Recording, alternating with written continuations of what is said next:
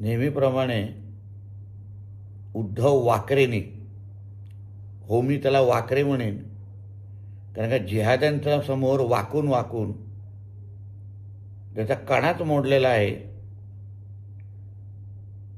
त्या उद्धव ठाकरेंनी आमचे मुंबई भारतीय जनता पक्षाचे अध्यक्ष अमित साटमांच्या आडनावाबद्दल जे अपमानास्पद शब्द काढला, त्याच्यामुळे ह्या उद्धव ठाकरेला आता कोकणाच्या जनतेची ताकद काय असते हे दाखवून देण्याची वेळ आलेली आहे. आमच्या कोकणात, आमच्या सिंधुदुर्गात, आमच्या रत्नागिरीत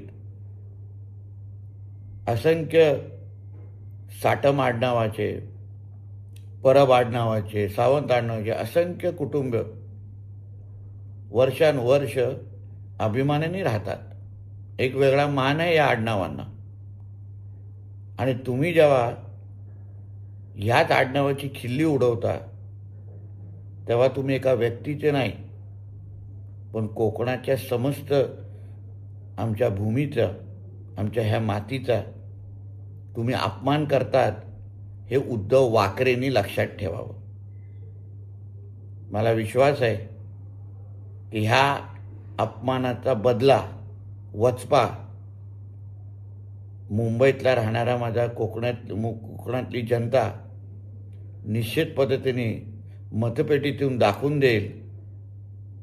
आणि अमित साटमजींच्या मागे कोकणातली जनता किती ताकदीने उभी आहे ही मतपेटीच्या माध्यमातून दाखवून देईल.